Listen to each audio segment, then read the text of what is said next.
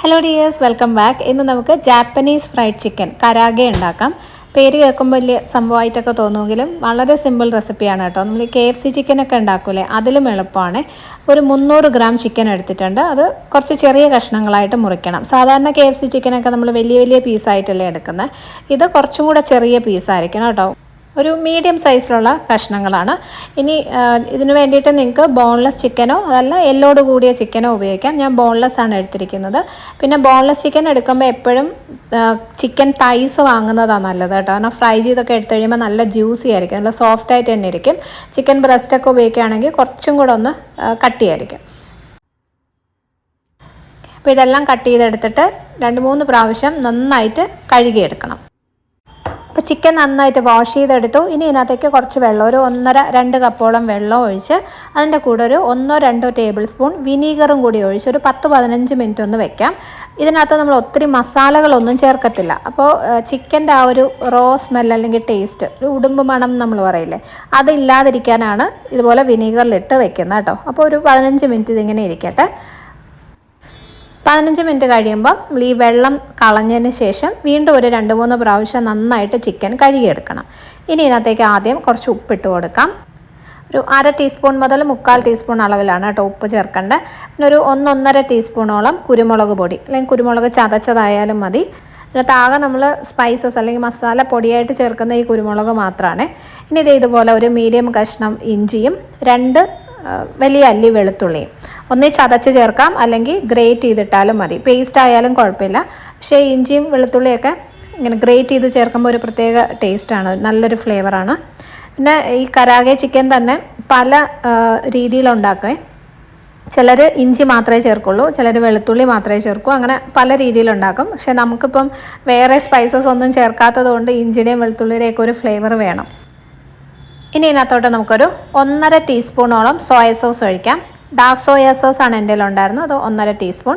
Light soya sauce ആണെങ്കിൽ 2 ടീസ്പൂണൊക്കെ ഒഴിക്കാം കേട്ടോ. അതിൻ്റെ കൂടെ തന്നെ ഒരു 1.25 ടീസ്പൂണോളം നല്ലെണ്ണ, എള്ളെണ്ണ, ജിഞ്ചലി ഓയിൽ എന്നൊക്കെ പറയും, അതും ചേർക്കണം. മസ്റ്റായിട്ട് ചേർക്കണം കേട്ടോ. ഇതിൻ്റെയൊക്കെ ഒരു ഫ്ലേവർ നിർബന്ധമാണ്. ഇതും കൂടി ഒഴിച്ചു കൊടുക്കാം. 1.25 ടീസ്പൂണാണ് ഞാൻ ഒഴിച്ചിരിക്കുന്നത്. ഇത്രേ ഉള്ളൂ. ഇനി ഇതെല്ലാം കൂടി നല്ലപോലെ മിക്സ് ചെയ്ത് വെക്കുക. കൈവച്ച് തന്നെ മിക്സ് ചെയ്യുന്നതാണ് നല്ലത്. ഇത് മിനിമം 1 മണിക്കൂറെങ്കിലും നമ്മളൊന്ന് മാരിനേറ്റ് ചെയ്ത് വെക്കണം കേട്ടോ. കുറച്ച് സമയം കൂടുതലിരുന്നാലും കുഴപ്പമില്ല. ചില റെസിപ്പീസിലൊക്കെ 24 മണിക്കൂർ, ഒരു ദിവസം ഫുള്ളായിട്ട് മാരിനേറ്റ് ചെയ്ത് വെക്കുന്നുണ്ട്. ഞാനിപ്പോൾ 1 മണിക്കൂറാണ് വെക്കാൻ പോകുന്നത്. ഫ്രിഡ്ജിലാണ് വെക്കുന്നത് കേട്ടോ. ഇനി 1 മണിക്കൂർ കഴിഞ്ഞ് ഇത് ഫ്രൈ ചെയ്യുന്നതിന് മുന്നേ നമുക്കൊരു കോട്ടിങ്ങിനായിട്ടുള്ള സാധനങ്ങൾ റെഡിയാക്കണം. ഒരു പാത്രത്തിലോട്ട് 1/2 കപ്പ് മൈദയും 1/2 കപ്പ് കോൺഫ്ലോറും എടുക്കാം. കോൺഫ്ലോർ മസ്റ്റായിട്ടും വേണം കേട്ടോ, ഒഴിവാക്കരുത്. കോൺഫ്ലോർ ഉണ്ടെങ്കിൽ മാത്രമേ പുറമേ ഇങ്ങനെ നല്ല ക്രിസ്പി ആയിട്ട് വരത്തുള്ളൂ. ജാപ്പനീസ് റെസിപ്പീസിൽ സാധാരണ പൊട്ടറ്റോ സ്റ്റാർച്ചാണ് ഉപയോഗിക്കാറുള്ളത്. അതിന് പകരമാണ് നമ്മൾ കോൺഫ്ലോർ എടുത്തിരിക്കുന്നത്.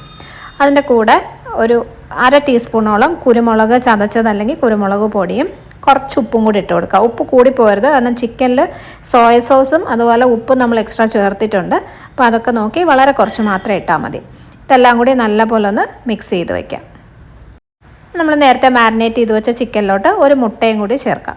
മുട്ട നിർബന്ധമില്ല, ഇല്ലാതെയും ഉണ്ടാക്കാം കേട്ടോ. ചേർക്കുമ്പോൾ ഒരു പ്രത്യേക ടേസ്റ്റാണ്. നല്ലതായിട്ട് മിക്സ് ചെയ്ത് വയ്ക്കുക. ഇതൊക്കെ കൈകൊണ്ട് തന്നെ ചെയ്യുന്നതാണ് നല്ലത്, എന്നാൽ മാത്രമേ നന്നായിട്ടത് മിക്സായി നല്ല കോട്ടായി കിട്ടുള്ളൂ. ഇനി ഓരോ പീസ് ചിക്കനും എടുത്ത് നമ്മൾ കോൺഫ്ലോറും മൈദയും കൂടി മിക്സ് ചെയ്ത് വെച്ചല്ലേ, അത് നല്ലപോലെ കോട്ട് ചെയ്തെടുക്കുക. KFC ചിക്കനൊക്കെ ആകുമ്പോൾ ഉണ്ടല്ലോ, നമ്മൾ ഈ മാരിനേറ്റ് ചെയ്ത് വെച്ച ചിക്കൻ ആദ്യം കുറച്ച് നല്ല തണുത്ത ഐസ് ഇട്ട വെള്ളത്തിൽ മുക്കും, പിന്നെ ഈ ഒരു മാവിൽ മുക്കും. അങ്ങനെ 2-3 സ്റ്റെപ്പായിട്ടൊക്കെ അല്ലേ ചെയ്യുന്നത്. ഇതിന് അതൊന്നും ആവശ്യമില്ല. ജസ്റ്റ് ആ ചിക്കൻ എടുത്ത് മാവിൽ കോട്ട് ചെയ്ത് എടുത്താൽ മാത്രം മതി കേട്ടോ. എല്ലാം ഇതുപോലെ തന്നെ ചെയ്തെടുത്തു. ഇനി നമുക്കത് ഫ്രൈ ചെയ്യാം. ഞാനിവിടെ സൺഫ്ലവർ ഓയിലാണ് എടുത്തിരിക്കുന്നത്. വെളിച്ചെണ്ണ ഉപയോഗിക്കാതിരിക്കുന്നതാണ് നല്ലത്, കാരണം ഒരു നാടൻ ടേസ്റ്റ് അല്ലല്ലോ. എണ്ണ കുറച്ചൊന്ന് ചൂടായതിന് ശേഷം ചിക്കൻ ഇടാവുള്ളൂ കേട്ടോ. കാരണം ഇടുമ്പോൾ തന്നെ ആ പുറമേ ഉള്ള കോട്ടിങ് അങ്ങ് സെറ്റ് ആവണം, ഇല്ലെങ്കിൽ ആ മാവെല്ലാം എണ്ണയിലങ്ങ് മിക്സായി പോകാനുള്ള ചാൻസ് ഉണ്ട്. അപ്പോൾ ഫ്രൈ ചെയ്യുന്നത് എപ്പോഴും ഒരു ലോ ടു മീഡിയം ഫ്ലെയിമിൽ വെച്ചിട്ട് ചെയ്യണം, കാരണം ഉള്ളിലൊക്കെ വേവണമല്ലോ. പിന്നെ ചെറിയ കഷ്ണങ്ങളാണ്, ബോൺലെസ് ചിക്കനും ആയതുകൊണ്ട് പെട്ടെന്ന് വേവും, ഒത്തിരി സമയമൊന്നും എടുക്കത്തില്ല. അപ്പോൾ പുറമേയൊക്കെ നല്ല ക്രിസ്പി ആയിട്ട് ഒന്ന് ബ്രൗൺ കളറായിട്ട് വരണം. ഇടയ്ക്കിടയ്ക്ക് ഇങ്ങനെ തിരിച്ചും മറിച്ചും ഇട്ട് ഫ്രൈ ചെയ്തെടുത്താൽ മതി. പെട്ടെന്ന് ചെയ്തെടുക്കാൻ പറ്റും. ഏകദേശം ഒരു 5 മിനിറ്റൊക്കെ മതി കേട്ടോ ഈ സൈസിലുള്ള ചിക്കൻ ഫ്രൈ ചെയ്യാനായിട്ട്. അപ്പോൾ ആദ്യത്തെ ബാച്ച് റെഡി ആയിട്ടുണ്ട്. നമുക്കൊരു പാത്രത്തിലോട്ട് മാറ്റാം. ഇതുപോലെ തന്നെ ബാക്കിയുള്ളതും ഫ്രൈ ചെയ്തെടുക്കാം.